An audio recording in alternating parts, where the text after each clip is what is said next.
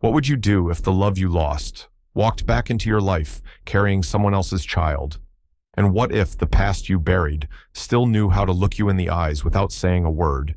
Elliot Green had everything: a name built on power, a skyline view, and a life curated for control. Until one dinner changed everything. He saw her again, June, his ex-wife, the woman he let go when ambition spoke louder than love. But this time, she wasn't at a gala or a gallery. She was serving his table, pregnant. Whose baby is she carrying? Why is she working here? And why does one look from her still feel like the truth he's been running from, as old wounds reopen and new truths emerge? Elliot must confront the life he chose and the woman he never stopped loving. Can a second chance be earned when you were the one who walked away?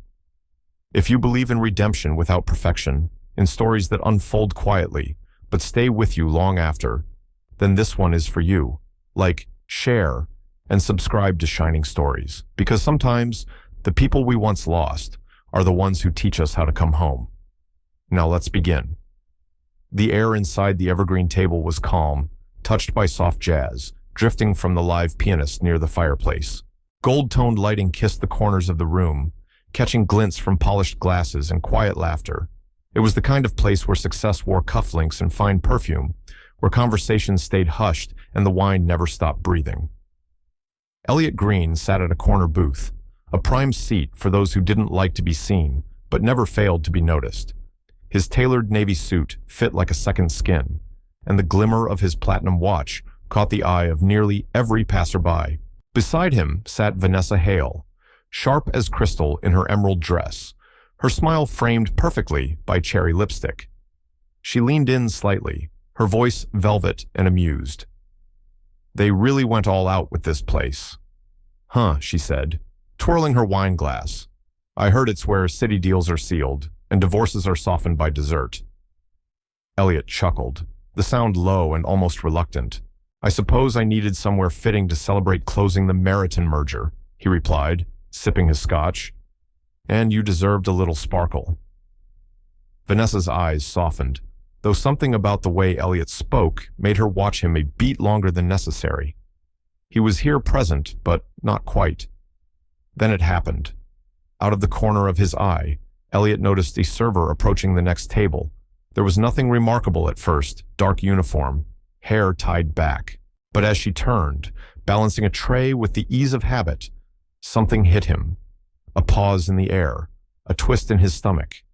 It couldn't be, but it was. June Whitaker. She hadn't seen him yet. Her face was thinner, older in a way time allows only to those who've endured rather than aged. Her eyes, once bright with mischief and architectural blueprints, now carried the faint, beautiful weight of quiet survival.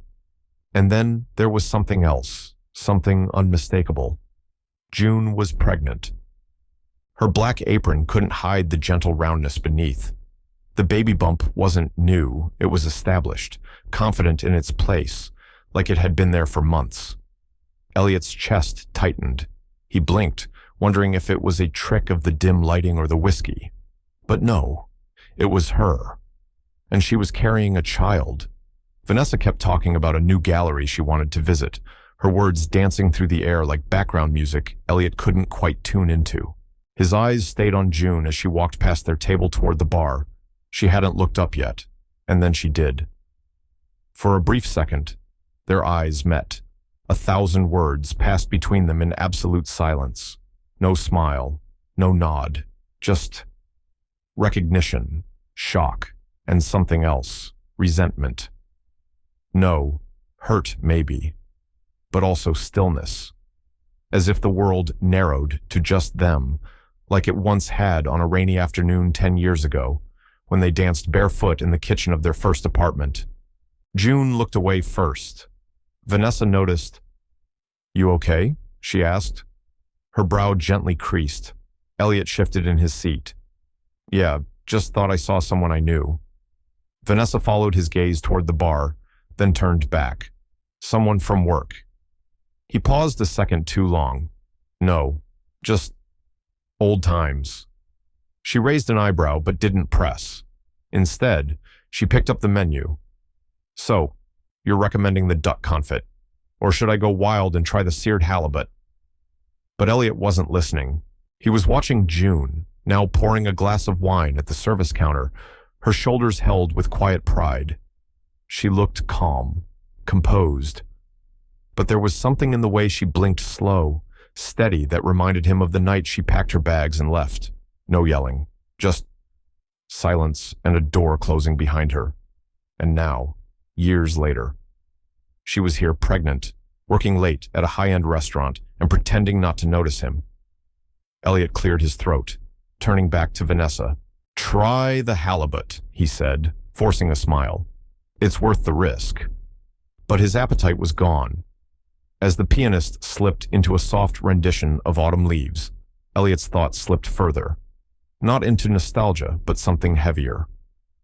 What happened to her? Who is the father? Is she okay? He didn't want to ask himself these things. Not now. Not here. But June's presence had pulled a thread loose inside him, and everything he had tightly wound for years, the business, the control, the life of compartments, began to fray. Vanessa excused herself to the restroom, and Elliot sat alone at the table, staring into his untouched scotch. Across the room, June passed again. She didn't look at him this time, and somehow, that hurt even more. The drive home was quiet. Elliot had offered to take Vanessa back to her apartment, but she declined, saying she had an early morning shoot. She kissed him goodnight with that same sweet restraint she used when she sensed he wasn't really there. He appreciated her grace, even as it deepened his guilt. Now, the hum of the engine was the only sound in his car, a sleek electric model that glided down the road like a whisper. City lights blurred past him, gold, red, and silver reflections slipping across the windshield like memories he didn't want to remember. But June's face had carved itself into his mind again. He couldn't shake the image, the loose strands of her dark hair falling from her bun, the quiet sadness behind her eyes, the quiet curve of her belly. It wasn't just the surprise of seeing her again. It was the weight of everything left unsaid between them. Years ago, she had loved him with a gentleness that disarmed him. June Whitaker had never needed extravagance. She was content with cracked ceramic mugs and houseplants on sunlit windowsills. She had a gift for seeing potential in things others discarded: old chairs, rundown houses, even people. Maybe that was why she fell in love with Elliot, back when he was still clawing his way out of obscurity. They'd met at a charity gala downtown. She'd been there on behalf of a non-profit design firm, pitching a renovation project for a women's shelter. He was one of the minor donors, wearing a suit too expensive for someone still paying off college loans. What struck him that night wasn't just her beauty, it was how certain she was in her convictions. She talked about architecture like it was a form of justice, like beauty could be a balm for brokenness. He had admired that, needed it, even. For years, they built a life together in quiet harmony.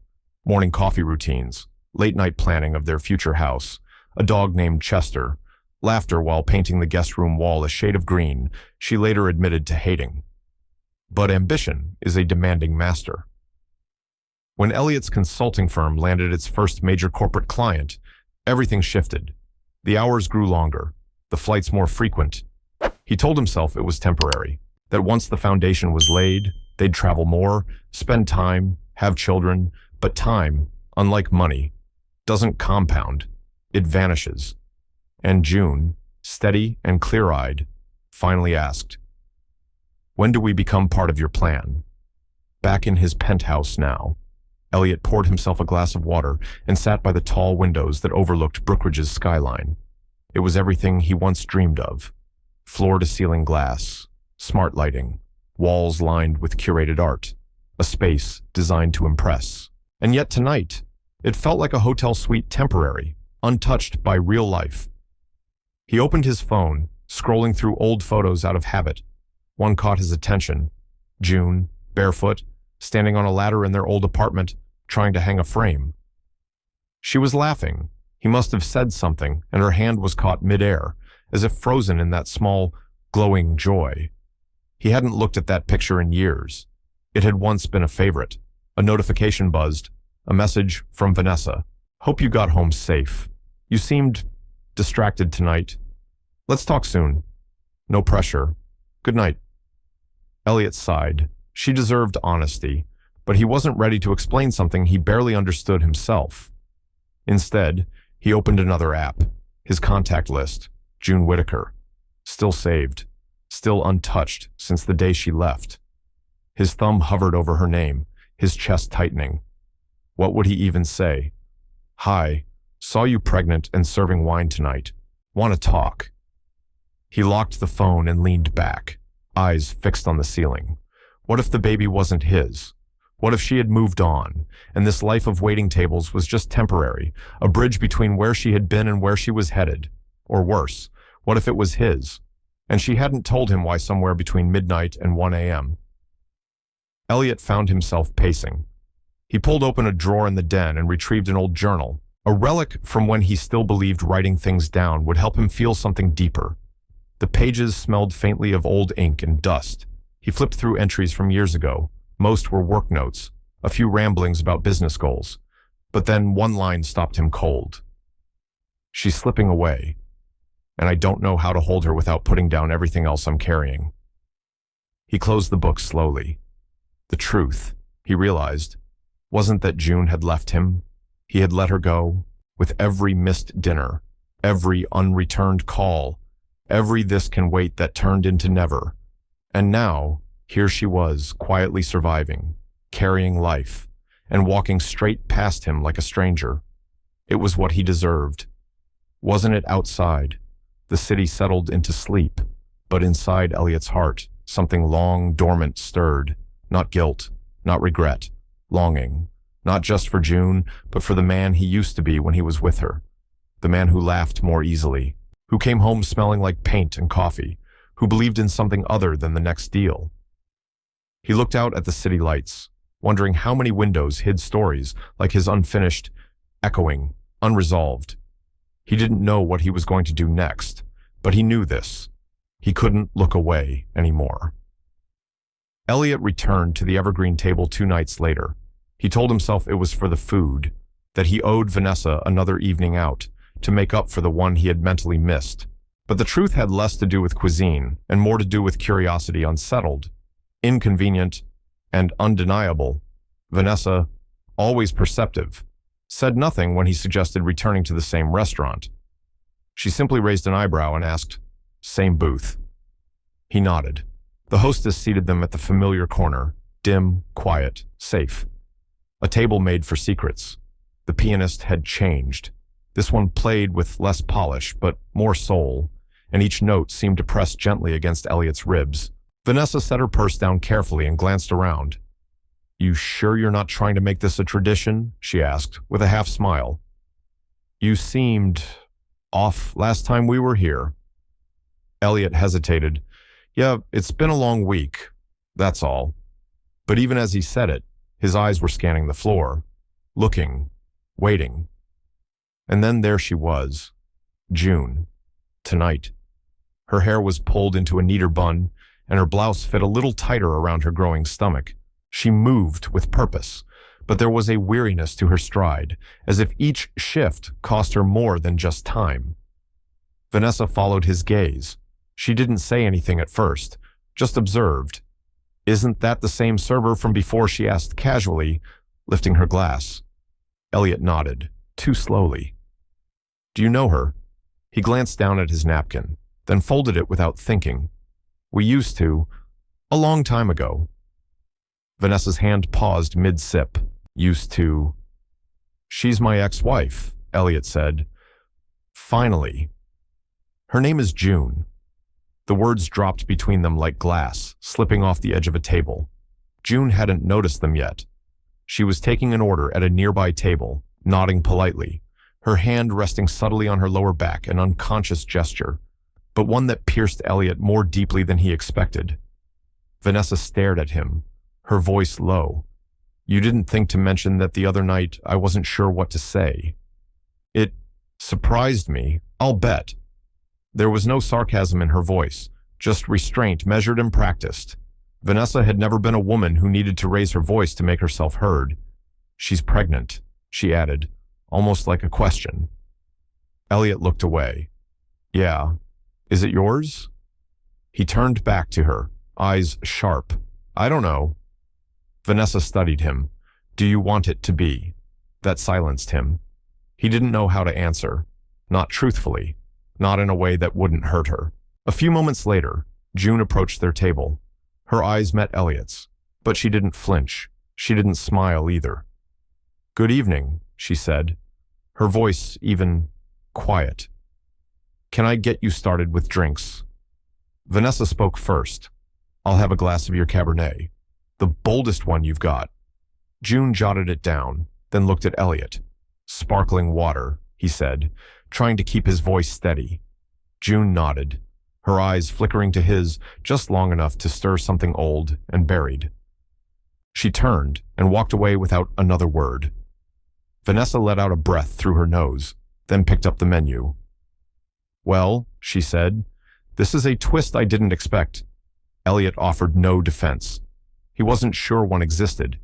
Dinner unfolded like a carefully choreographed performance. They ordered. June brought their meals with quiet efficiency. There were no lingering looks, no subtle exchanges, just the occasional moment when Elliot caught her brushing a hand across her belly or wincing slightly as she lifted a tray. The food was exquisite. Neither of them tasted it. Vanessa tried. Bless her. She made light conversation about an art fair, a vacation idea, a potential move.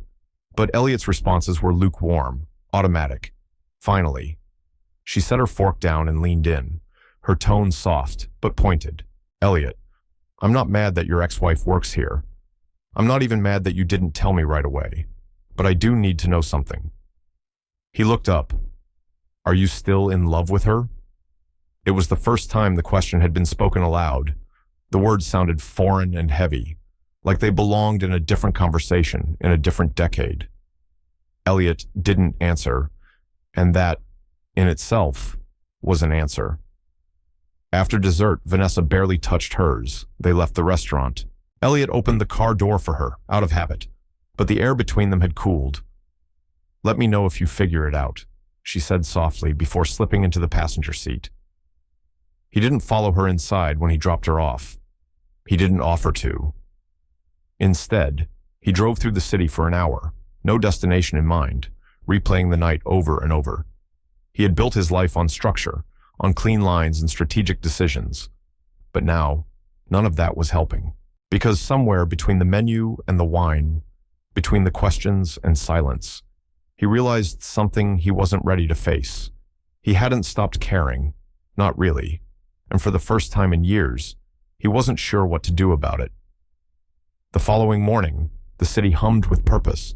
Executives scurried through revolving doors, coffee shops buzzed with early deals, and phones lit up with calendar alerts before the sun fully broke through the glass towers. From the 39th floor of the Green and Langston building, Elliot Green stood before the window of his corner office, untouched espresso cooling behind him. Below, Brookridge moved like clockwork, but inside him, nothing ticked right. He had just come from the firm's celebratory breakfast. Smiles, speeches, polished suits, clinking mimosa flutes over the finalization of the Meriton deal, a merger 5 years in the making. People had congratulated him like he'd just landed on the moon. His assistant Claire had printed a framed article from the Financial Standard, Green delivers again, the man who turns stone into gold. He had nodded politely, offered thanks, posed for pictures, but every smile felt like a lie told to his own face. Sitting at the head of the conference room table, listening to board members toast him, all he could think of was June and the way she had placed that water glass before him 2 nights ago with such practiced neutrality, it stung. He wondered if she had once looked at him like that. At the end, calm, silent, already gone. Back at his desk, Elliot opened his laptop but couldn't focus. The numbers meant nothing today. He scrolled through emails, clients, investors, suppliers, but all of it blended into digital white noise. He stood again, walking to the window. Brookridge looked just as it had yesterday, imposing, impressive. But something inside him felt brittle, like the celebration had hollowed him out further, not filled him. For the first time in a long time, he asked himself, what is all this for? He remembered the first time he showed June this office. The windows hadn't been installed yet. It was just raw concrete and echoes. She'd looked around, her fingers brushing the frame of what would one day be his office door. "Big dreams," she'd said. "But don't forget to make space for a life in here, too." He had laughed then, too busy imagining the desk, the skyline, the recognition. Now. He looked around. The leather chairs, the curated art, the silent phone. Where was the life? Elliot sat and pulled out his personal notebook, rarely used these days. Its pages had once been home to ideas, ambitions, quotes that moved him. Now. He flipped to a blank page and wrote 3 words. What matters now? He stared at them for a long time. Then underneath, in smaller letters, when did success become the excuse for absence? A gentle knock on the door. Claire entered, tablet in hand. "Mr. Green, just checking, should I confirm the Rosedale investor lunch for Friday?" He blinked. "What? Oh, not yet." She hesitated. "Are you okay?" He looked at her, really looked. Claire had been with him since the firm's early days, steady, sharp, efficient, but even she had begun to notice the cracks in his facade. "I'm fine, just a lot in my head today." She nodded and stepped back. "Well, when you're ready." The door clicked shut behind her. That evening, Elliot sat alone in his penthouse. The city pulsed outside, but the silence inside was complete. He poured a drink, then changed his mind and let the glass sit untouched. Instead, he opened his laptop and searched something he hadn't in years. June Whitaker Architecture. The site was down. The domain expired. No recent mentions on LinkedIn. Her online presence had thinned to nothing. He checked social media. She wasn't there either. Just old images from years ago, an office opening, a feature in Design Monthly, a photo of her smiling beside a community center she helped rebuild. Everything since then vanished. And it struck him like a punch to the chest. She had started over and left no breadcrumbs. He leaned back, the shadows deepening around him.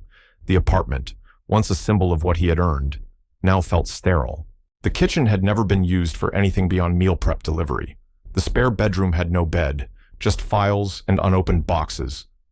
He wandered through the space, room to room, like a visitor in a life someone else had designed. Finally, he stood in the living room, phone in hand, thumb hovering again over the same contact, June Whitaker, still saved, still untouched, but not for long. This time, he didn't call. He simply looked at her name, as if the letters could summon the version of himself he had buried years ago, the man who once came home early just to catch her laugh before bed.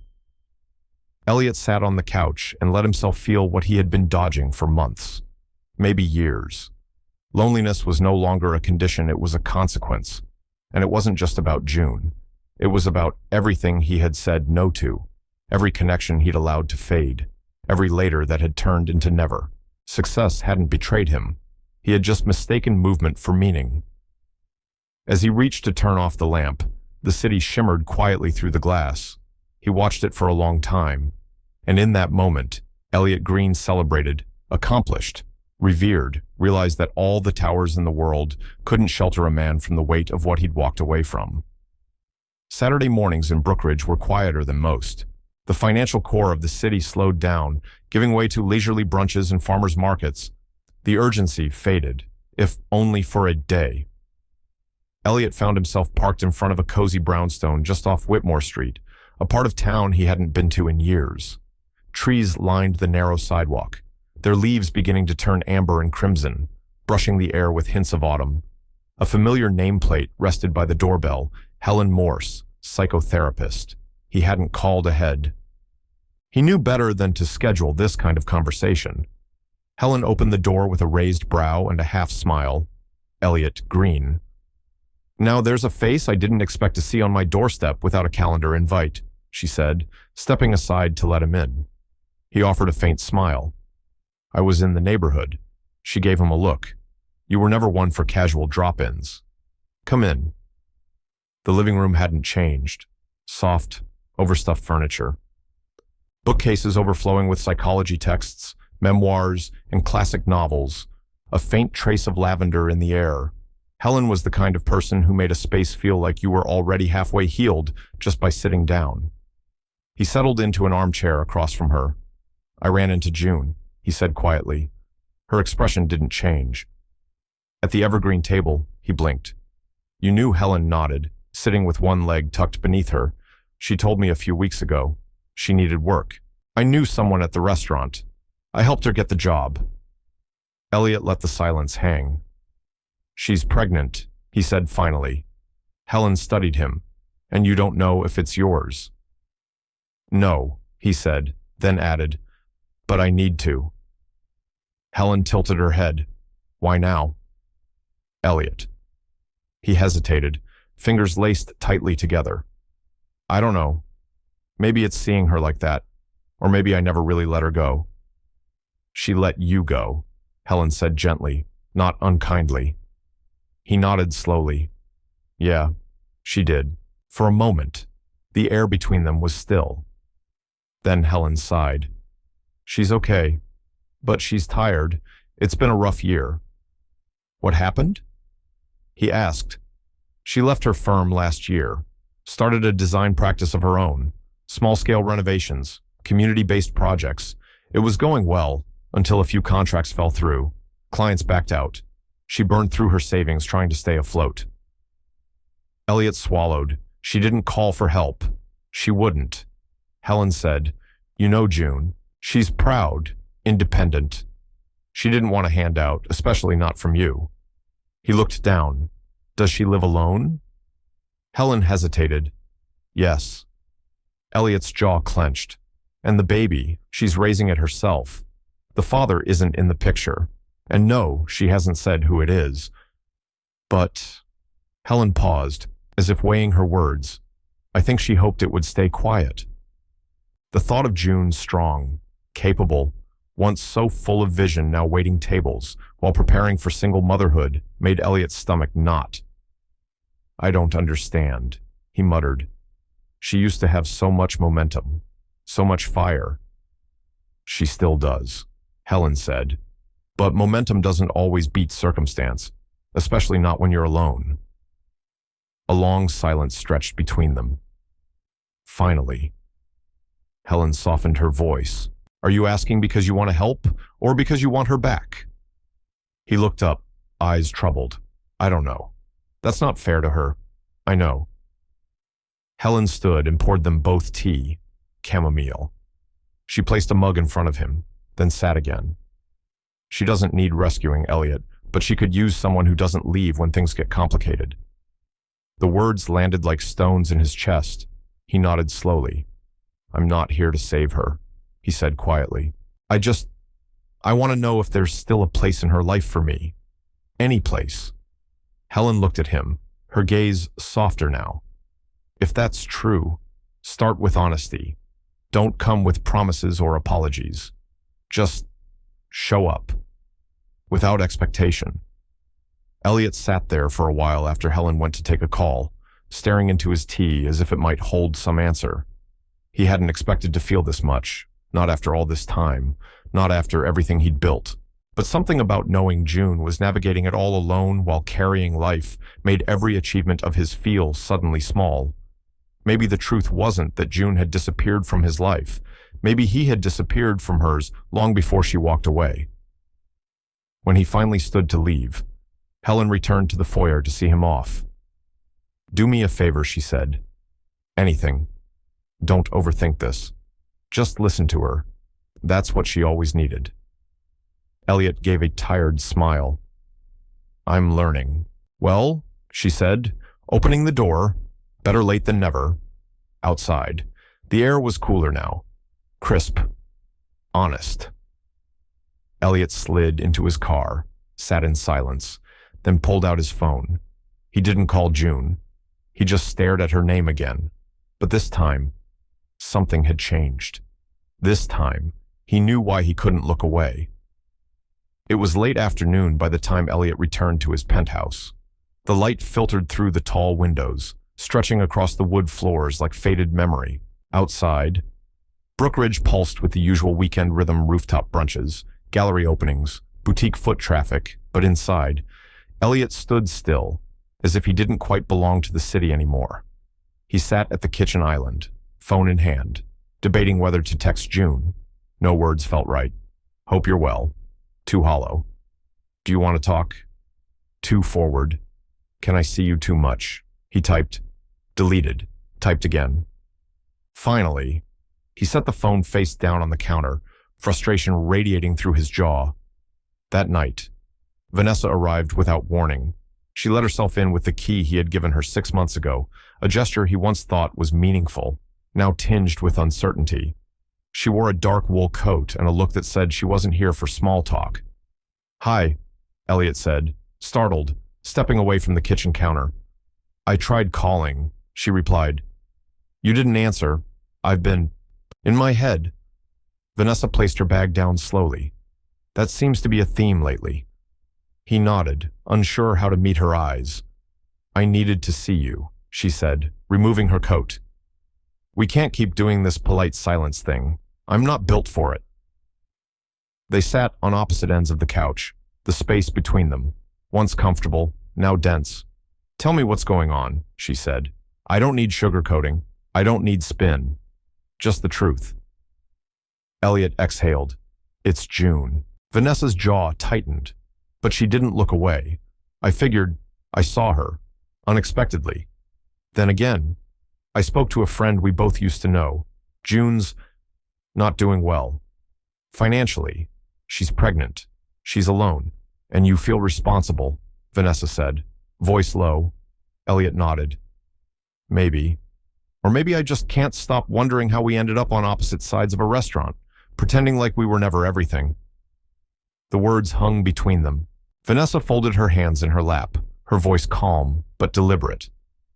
Elliot, I like you. I've tried to be patient with whatever this is between us, but you've been disappearing, piece by piece. I know, he said softly. I didn't come here to fight, she continued, but I won't compete with a ghost. Or worse, a second chance you're too afraid to admit you still want. He didn't answer, and that silence said enough. Vanessa stood, retrieving her coat. So what now, he asked, rising to meet her. You figure out what you want, she said. Then tell me if I'm still here. After she left. Elliot stood alone in the entryway, the sound of the closing door echoing down the marble hall like a verdict. He walked back to the living room and stared out at the skyline, but it no longer impressed him. It no longer felt earned. That night, he didn't pour a drink, didn't scroll his phone. He sat on the couch in the dark, elbows on knees, head in hands. He wasn't mourning Vanessa, not entirely. He respected her, cared for her, but she had become a mirror to a truth he didn't want to see. He had been living two lives, both dishonest. The next morning brought gray skies and restless thoughts. Elliot dressed in simple clothes, no blazer, no watch. He walked through the city like someone half remembered by it. He passed the fountain where he and June once sat for hours in early spring, sharing pretzels and life goals. He paused at a bakery where she used to buy pistachio croissants. Eventually, his feet took him back to the evergreen table. The hostess recognized him and offered the same table. He declined. I'm not dining. I just need a word with someone, June Whitaker. She hesitated. She's mid-shift. I can't really pull her away. Just let her know I'm here. She can say no. The hostess nodded. 15 minutes later, June emerged through the swinging kitchen door, apron on, eyes wary. She walked over slowly, her tone careful. You can't keep showing up like this. Elliot, I'm not here to make a scene, he said quickly. I just want 5 minutes. Outside, please. She looked at him for a long moment. Then she nodded, untied her apron, and gestured toward the side alley. Outside, the air smelled of rain-soaked brick and rosemary from the herb pots near the dumpster. Not exactly romantic, but honest. They stood beneath the steel fire escape, quiet for a beat. You look tired, he said. I am. I heard about the studio, he added. Helen told me. June crossed her arms. Did she tell you everything enough? A pause. The rain started again, lightly. Elliot ran a hand through his hair. Why didn't you tell me about what she said sharply? That I lost everything, That I had to take a waitressing job just to cover prenatal vitamins? That you were alone? June's voice cracked. I've been alone for a while. Elliot, you just didn't notice until now. Elliot stepped closer but stopped himself. I'm not trying to fix the past. I know I can't. But if there's anything I can do now, I want to. Her shoulders stiffened. Don't offer me pity. It's not pity, he said softly. It's regret. And maybe something more. June turned to face him fully, her expression unreadable. You don't get to show up now and act like you're the answer. I didn't need you to rescue me. I needed you to stay. Back then. I know, he said, but I didn't. And I hate myself for that. I'm not asking for anything, just let me be around, however you'll allow it. Rain began to fall harder. She looked away, biting her lip. I can't promise anything. I don't need promises, he replied. Just the beginning. She turned back to him slowly, nodding once, then walked inside. And for the first time in years, Elliot stood outside in the rain, not running from it. The alley behind the evergreen table wasn't much, just cracked pavement, a flickering overhead light, and the soft buzz of a nearby street lamp. The scent of rosemary from the potted herbs near the back door lingered in the cool air, mingled with the faint aroma of roasted garlic drifting from the kitchen vents. June leaned against the wall, arms folded across her chest. Her apron was off now, replaced with a simple slate-gray cardigan, sleeves pushed up to her elbows. Her hair, slightly frizzy from the rain earlier, framed her face in soft, tired waves. Elliot stood a few feet away, hands in the pockets of his coat, unsure of where to begin. The alley was a strange place for truth, but maybe that made it the perfect one. June spoke first. So, is this going to be a regular thing? You dropping by unannounced. I'm not stalking you, Elliot said quietly. I just can't seem to walk away. Her gaze didn't soften, but it didn't harden either. You walked away before, easily, as I recall. No, he said, not easily, quietly. Maybe, but not easily. She shifted her weight, staring toward the brick wall opposite her. I thought I'd be over it by now, she murmured. Over you, over everything. Maybe I thought I'd buried it deep enough not to find it again. They stood in silence for a moment. Somewhere in the distance, a siren howled and faded. Elliot took a slow step forward. I talked to Helen. June raised an eyebrow. Of course you did. She told me a little about what's been going on. June let out a humorless laugh. Let me guess, pitched me as a fallen architect with too much pride and not enough cash. No, Elliot said. She said you're doing your best, and you're stronger than ever. June blinked at that. I came out here tonight because I wanted to talk to the version of you that doesn't have to pretend everything's fine in front of customers. She crossed her arms tighter. What makes you think that version of me wants to talk to you? I don't know if she does, he said, but I want to talk to her anyway. June looked at him for a long moment. Then she sighed and pushed off the wall, walking a few paces to sit on the low stone step beside the back door.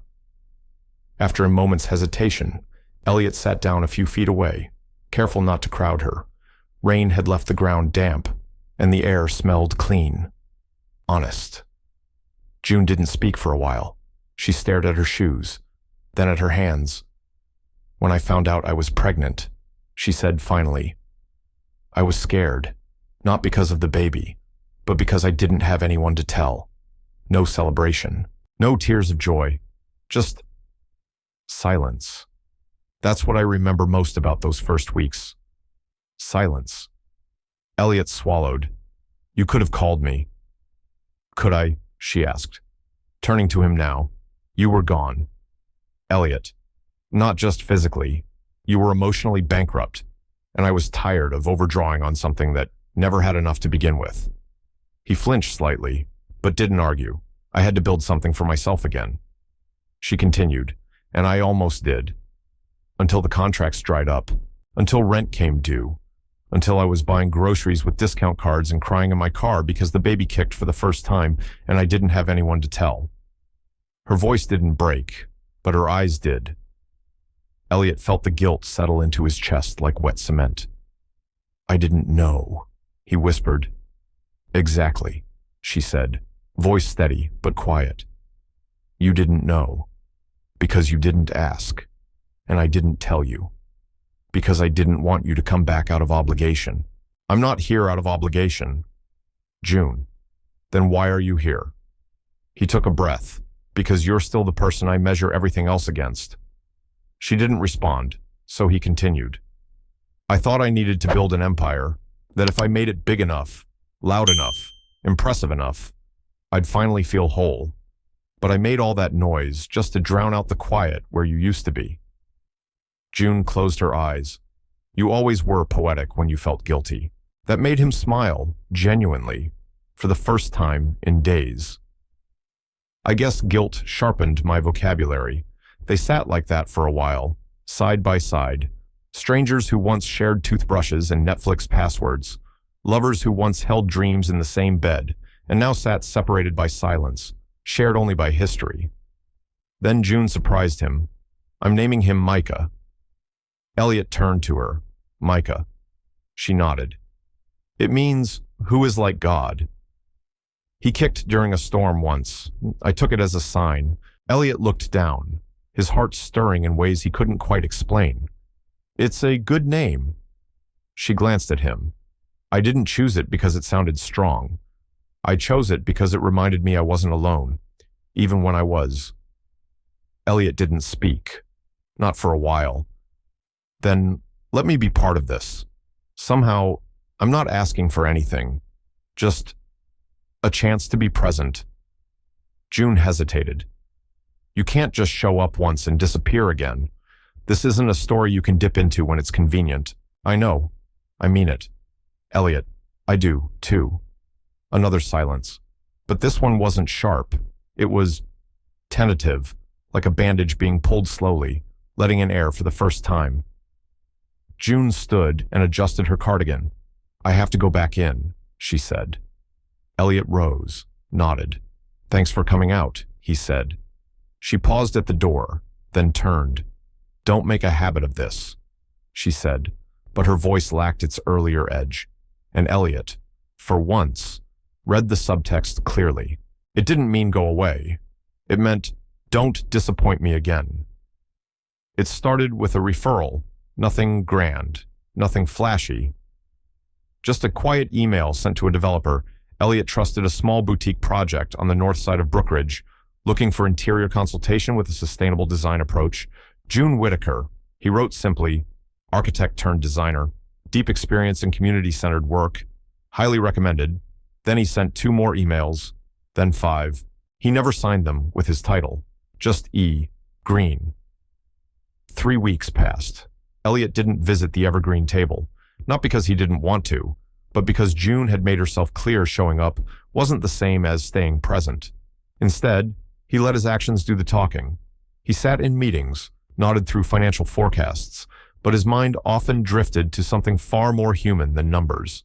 He found himself Googling birth support for single mothers, prenatal nutrition, modular workspace design for small studios. He wasn't planning a rescue. He was preparing to be useful.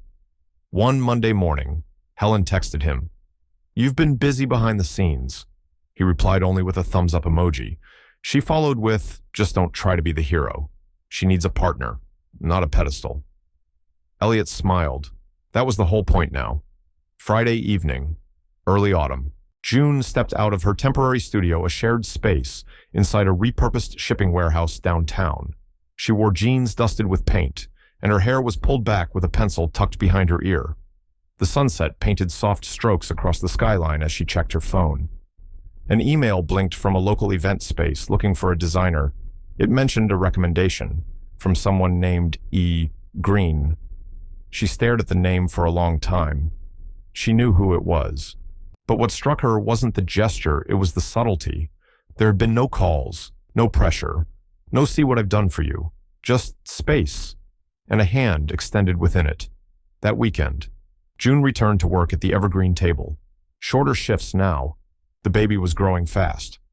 She spotted Elliot, seated discreetly at the bar instead of the corner booth. She hadn't seen him come in. He didn't wave her over, didn't ask to talk.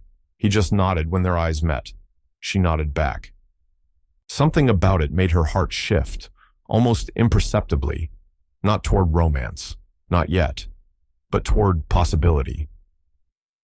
Later that night, she stepped out back for air, the same alley where they'd spoken weeks ago.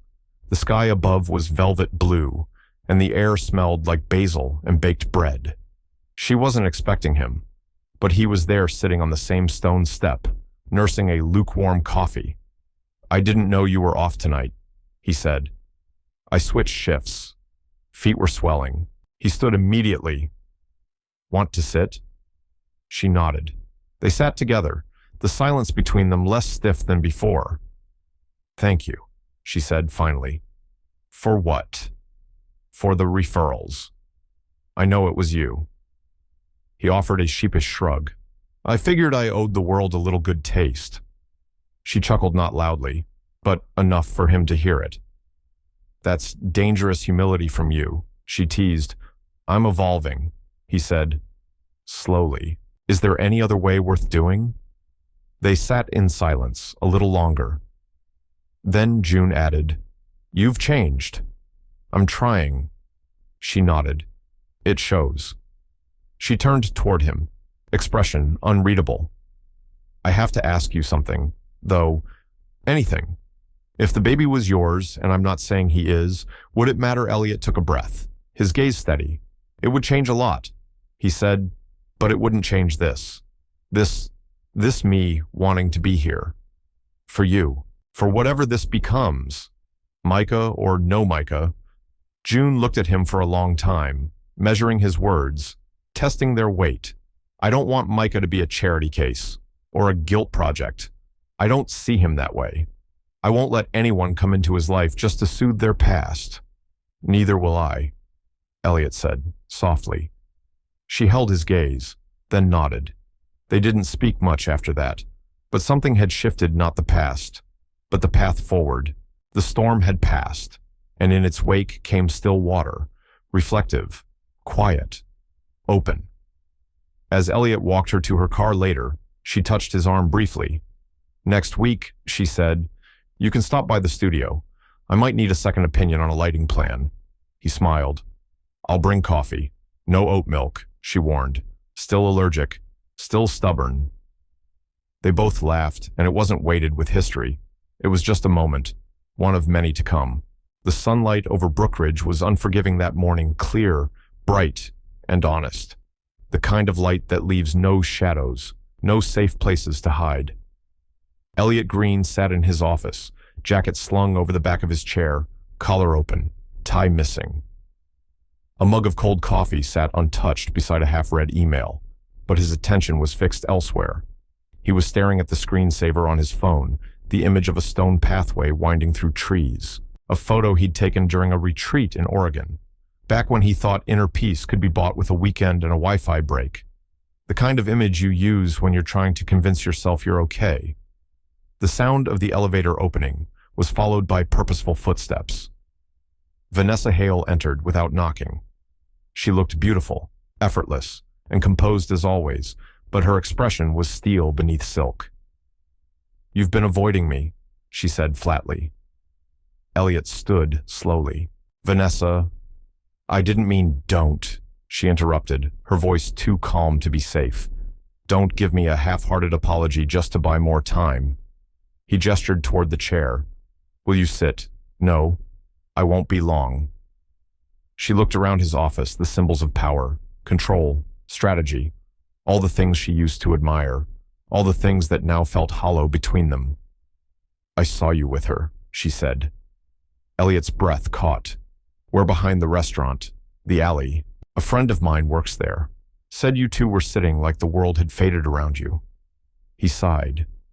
"It's not what you think." Vanessa gave a dry laugh. "That phrase always means it's exactly what I think. I didn't mean to hurt you, but you did. Not with June, with the silence, the distance, the ghost version of you I've been dating for the past 2 months." He looked down.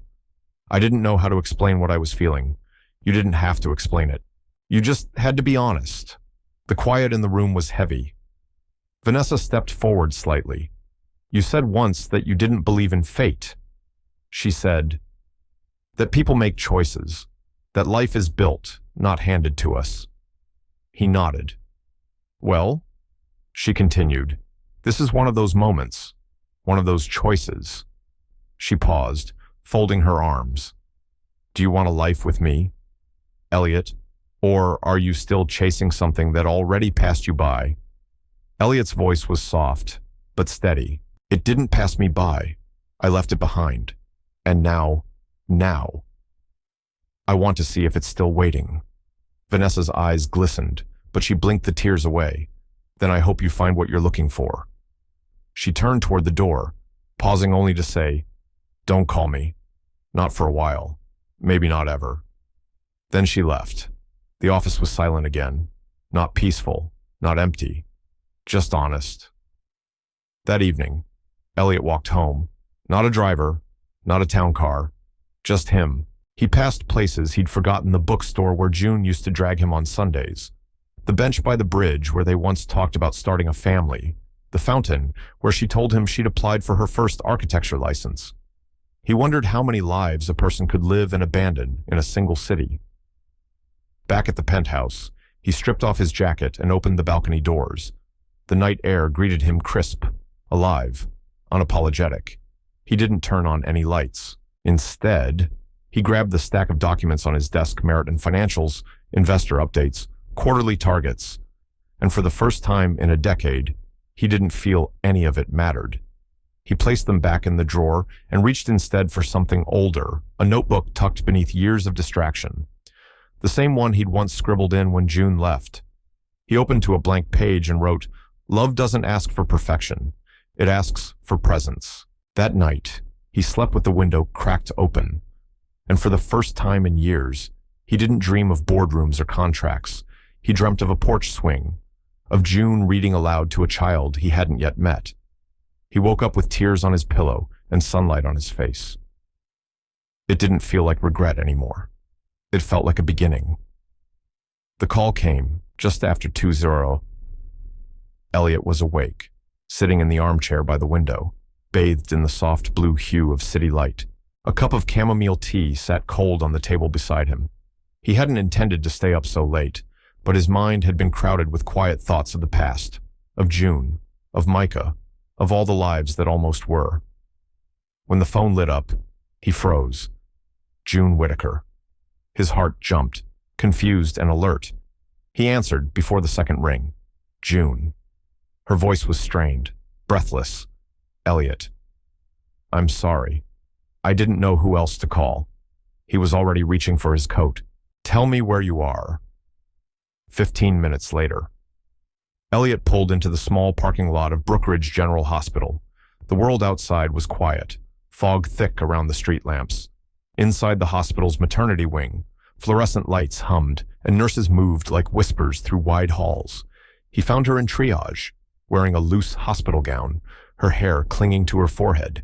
She looked small and strong at once, equal parts vulnerability and defiance. I think it's time, she said, trying to smile through the discomfort. Elliot moved to her side without hesitation. She didn't ask for his hand, but she didn't pull away when he offered it. Hours passed in a blur of beeping monitors, whispered encouragements, and the strange suspension of time that only labor brings. June gritted her teeth through each contraction, sweat on her brow, determination in her eyes. Elliot stayed the entire time. He held ice to her lips, rubbed her back when the pain crested, told her she was stronger than she knew, not because she needed to hear it, but because he finally needed to say it. I'm right here, he whispered. I'm not going anywhere. There were moments when June cried from pain, yes, but also from the overwhelming storm of it all. But she never screamed. She never collapsed. She bore it like she had borne everything else in life, with quiet endurance and dignity. At 6:12 a.m., as the first blush of morning painted the hospital windows, Micah Whitaker entered the world. The room was filled with the sharp cry of a newborn and the stunned, shuddering exhale of a mother who had been holding her breath for months. June looked down at her son, tears streaking her cheeks. Her hands trembled as she cradled him for the first time. Elliot stood nearby, barely breathing. She turned to him exhausted, radiant, afraid.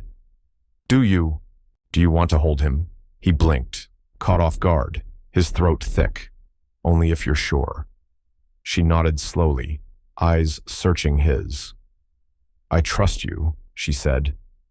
He stepped forward and carefully lifted the child swaddled in hospital white, blinking at the newness of the world.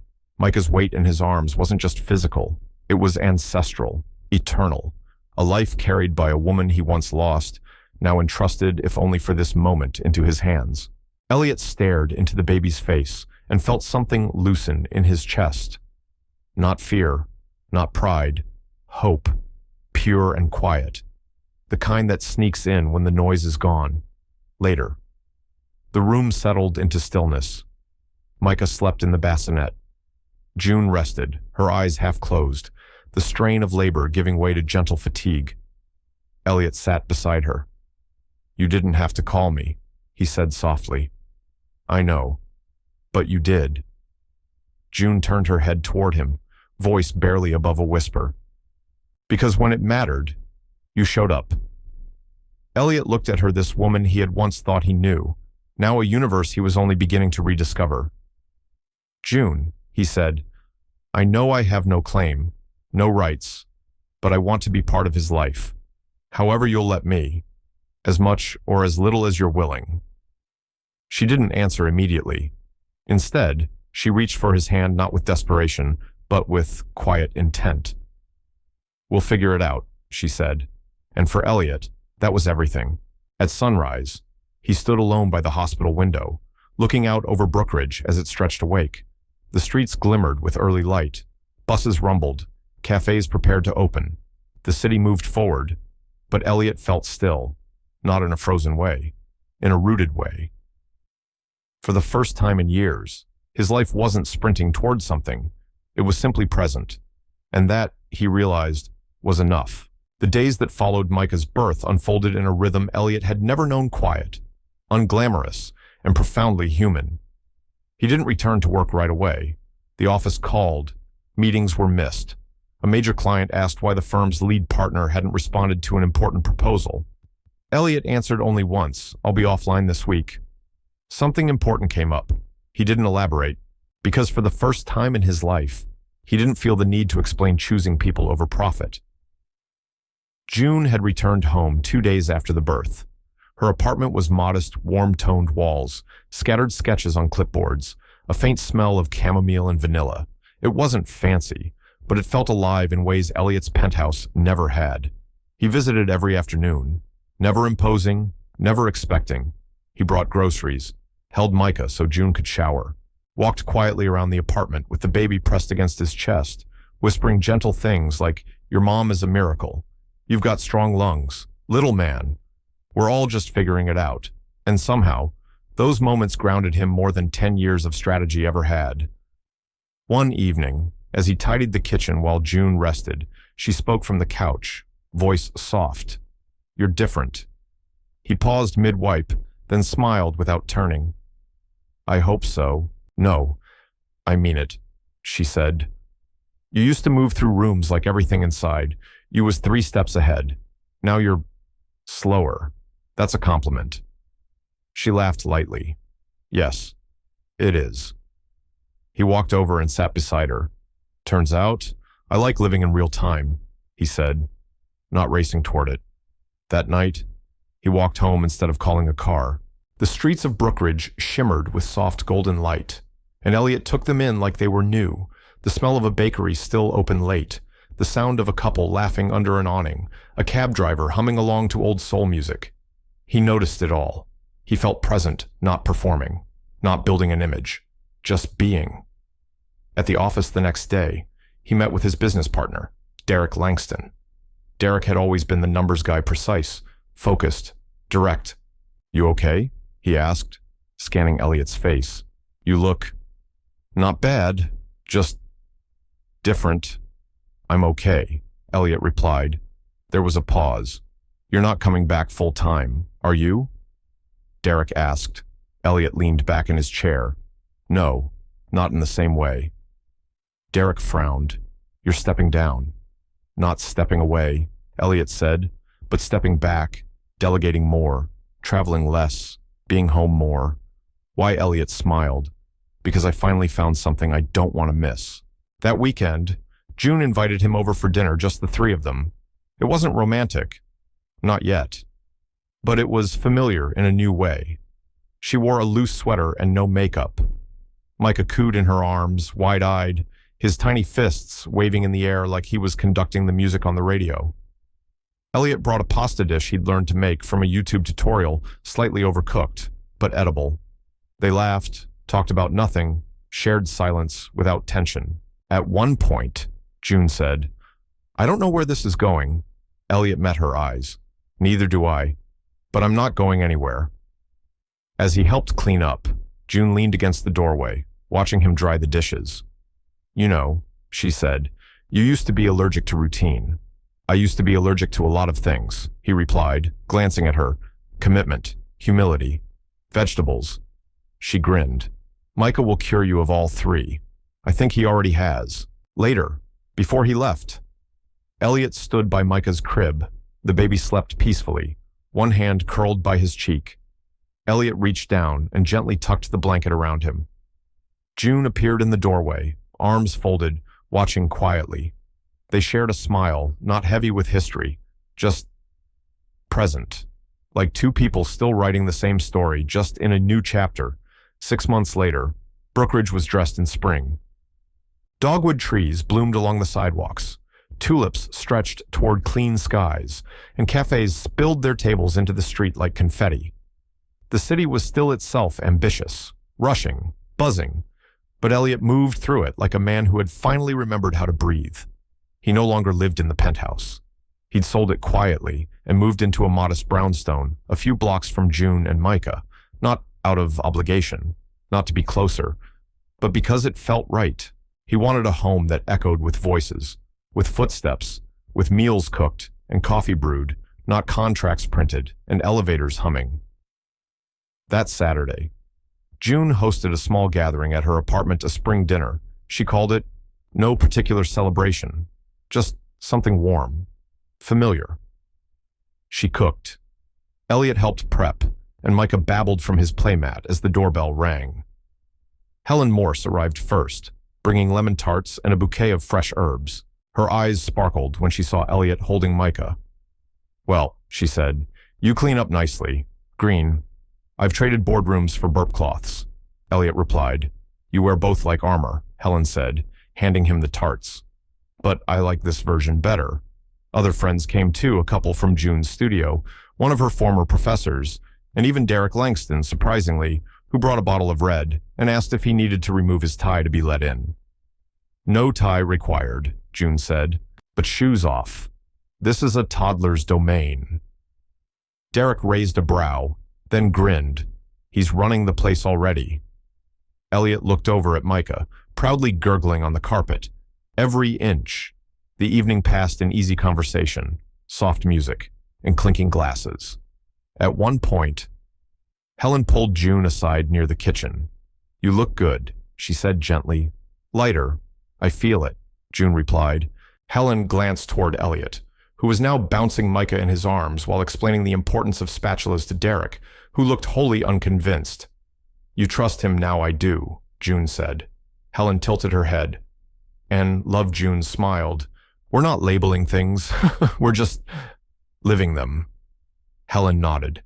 That counts. Later that night, after the last guest left, June and Elliot stood at the sink, washing the final dishes by hand. June dried while Elliot rinsed, their movements rhythmic and quiet. Thank you, she said. For what? For not rushing this. For not trying to fix everything at once. He paused, then looked at her. I used to think love was about being impressive. Now I know it's about being available. June studied him. You've become someone I could build something with again. I'd like that. Slowly. No other way worth doing. Micah stirred in his crib as they finished. Elliot peeked in and gently adjusted the blanket. June watched him, arms folded, content. Then she said, almost playfully, I think he sleeps better after you visit." Elliot turned, echoing her words from months ago. That's the second time someone said that. They shared a smile deeper this time, more settled. As Elliot prepared to leave, June walked him to the door. "Same time tomorrow?" he asked. "Same time." He stepped onto the porch, then paused. Behind him, June stood in the doorway, bathed in the warm light from inside. She didn't speak, but she didn't have to. Her presence open, steady was its own answer. Elliot walked home in the cool night air, tulips nodding gently in the breeze. The city was quiet, in a way that wasn't lonely anymore. He passed the bookstore they once frequented, now with a new window display. It's never too late to begin again. He smiled. Later, in his new kitchen, he jotted a note in the same old notebook that had once been filled with missed opportunities and regrets. This time, it simply read, "A life worth living isn't built in a day. It's built in small rooms, with warm hands, and promises kept quietly." In the soft light of morning, June would open her door, and Elliot would be there again. No fanfare, no flowers, just him, holding coffee. Ready. Not every second chance comes with a grand gesture. Sometimes, it arrives in silence in late-night hospital rooms, in half-washed dishes, in someone simply showing up and staying. Elliot didn't need to be a hero, he just needed to be present. And June.